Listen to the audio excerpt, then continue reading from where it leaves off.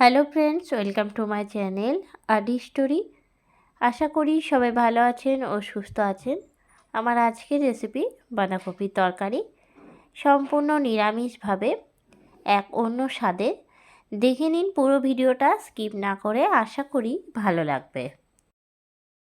বাঁধাকপির তরকারি করার জন্য আমি নিয়ে নিয়েছি বাঁধাকপি। আমি এখানে একটা ছোট সাইজের বাঁধাকপিকে কুচিয়ে নিয়েছি। অন্যদিকে কড়াই চাপিয়ে নিয়েছি। কড়াইয়ের মধ্যে দিয়ে দিলাম সর্ষের তেল 4 চামচের মতন। তেলটা ভালো করে গরম করে নেব। তেল যখন ভালো করে গরম হয়ে যাবে, তেলের মধ্যে দিয়ে দিচ্ছি কেটে রাখা আলু। বাঁধাকপির জন্য আমি ডুমো ডুমো করে আলু কেটে নিয়েছি। আমি এখানে 3টে বড় সাইজের আলু কেটেছি। আলুটা একদম লাল করে ভেজে নেব। বাঁধাকপির তরকারির জন্য কিন্তু আলুটাকে আগে থেকে ভেজে নিতে হবে লাল করে। আলুটা লাল করে ভেজে নেওয়া হয়ে গেলে তুলে রাখছি অন্য একটা বাটির মধ্যে। আলু ভাজার পর ওই তেলের মধ্যেই ফোড়নে দিয়ে দিচ্ছি 1/2 চামচ গোটা জিরে, 2টো শুকনো লঙ্কা আর দিচ্ছি তেজপাতা। ফোড়নটাকে খুব ভালো করে রেডি করে নেব। তারপরে দিয়ে দিচ্ছি আদা বাটা।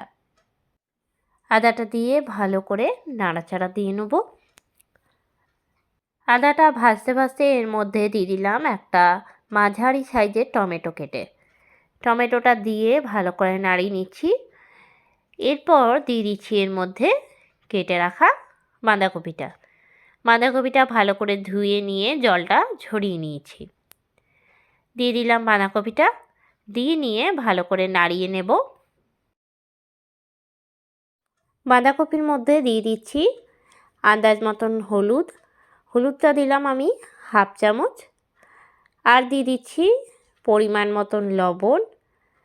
দিয়ে দেবো জিরে গুঁড়ো। জিরে গুঁড়ো আমি এখানে 1/2 চামচ দিলাম, ছোটো চামচে মাপ করে।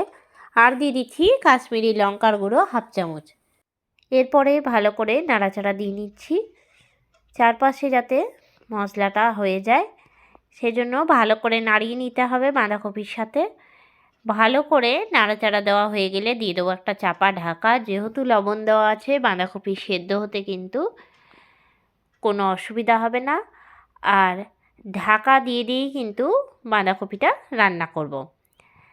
বাঁধাকপি থেকে অনেকটা পরিমাণে জল বের হয়, আর সেই জলেই কিন্তু কপিটা সেদ্ধ হয়ে যাবে। 10 থেকে 12 মিনিট পরে ঢাকনাটা খুলে আবার কপিটাকে নাড়িয়ে নেবো ভালো করে। যে জলটা বেরিয়েছিল সেই জলটা কিন্তু এখন অনেকটাই শুকিয়ে এসেছে। আবারও ভালো করে আমি নাড়িয়ে নিলাম। দিয়ে দেবো ভেজে রাখা আলুটা। আলুটা ভালো করে কপির সাথে মিশিয়ে নেব। কপিটা আরও ভালো করে কিন্তু সেদ্ধ করে নিতে হবে। আলুর সাথে ভালো করে নাড়াচাড়া হয়ে গেলে দিয়ে দেবো আবারও চাপা ঢাকা 10 থেকে 12 মিনিটের জন্য। 10 থেকে 12 মিনিট পরে ঢাকনা খুলে আবারও আমি নাড়িয়ে নেব। ভালো করে নাড়াচাড়া দিতে দিতে কিন্তু কপির যে জলটা রয়েছে অনেকটাই শুকনো শুকনো হয়ে যাবে।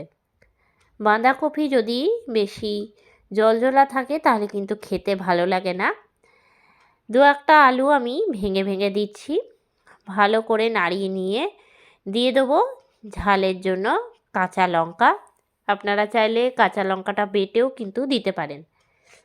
দিয়ে দিচ্ছি সামান্য মিষ্টি, তার জন্য দিয়ে দিলাম 2 চামচ চিনি। আর দিয়ে দিচ্ছি গরম মশলা গুঁড়ো 1/2 চামচ। নামাবার সময় যদি গরম মশলা গুঁড়ো দেওয়া হয় তাহলে কিন্তু বাঁধাকপির স্বাদটা আরও বেশি ভালো লাগে। ভালো করে নাড়াচাড়া দিয়ে গ্যাসটা বন্ধ করে দেবো।